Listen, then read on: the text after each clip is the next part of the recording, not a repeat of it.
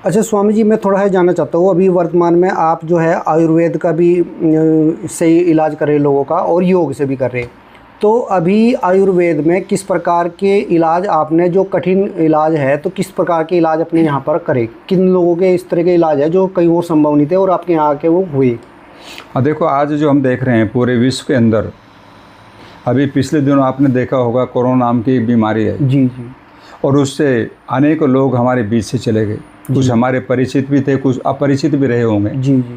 तो ऐसी अवस्था में अगर कोई इलाज होता तो मैं समझता हूँ उनको बचा लिया जाता, लेकिन कोई इलाज नहीं, रोकथाम थी उसकी। बिल्कुल। लेकिन मैं कहता हूँ कि जो आयुर्वेद है या योग है, ये हमारे हर रोग को ठीक करने का सामर्थ्य रखता है।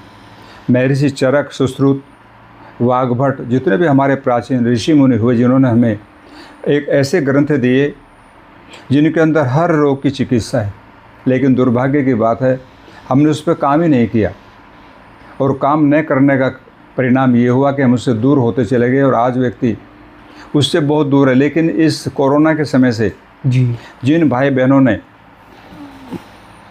गिलोय का प्रयोग किया, काली मिर्च का प्रयोग किया, या गर्म मिर्च मसालों में कोई भी ऐसा प्रयोग किया जिससे हमारा कफ दूर होगा, कफ शांत हुआ, वे लोग सब बच गए। और जो बड़े बड़े हॉस्पिटलों में गए, वो वहाँ से बहुत कम लोग वापस आए। तो भाई, आयुर्वेद अपने आप में एक समृद्ध चिकित्सा है, और मैं समझता हूँ इससे कोई भी रोग दूर नहीं है। मैं कई बार देखता हूँ आश्रम में आते हैं लोग चिकित्सा के लिए, जी। तो यहाँ से ऐसे ऐसे चमत्कारिक लाभ होते हैं जिसके बारे में कई बार हमको भी आश्चर्य होता है, इतना जल्दी कैसे हो गया। जैसे एक रोग है सोराइसिस, जी जी।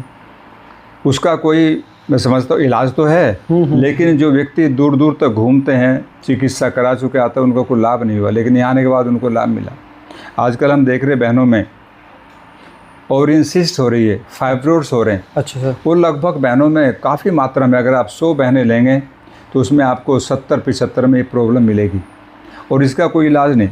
इसके रूट्स होते हैं। मान लिया आपने ऑपरेशन करा दिया जी।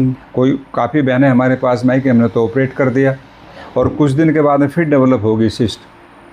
तो इसके रूट्स होते हैं, जड़ें होती हैं, वो फिर दोबारा से डेवलप हो जाती हैं। लेकिन आयुर्वेद के अंदर इतना सामर्थ्य है, आयुर्वेद में ऐसी चीज़ें हैं जो उसके रूट्स को ही समाप्त कर देती हैं। तो एक नहीं, ऐसे अनेकों रोग हैं जो आयुर्वेद में, क्योंकि आज से हम जब पीछे का इतिहास देखते हैं तो हमारे जो दादा परदादा पितामह, उनके जो दादा परदादा, वो सब आयुर्वेद से चिकित्सा करते थे।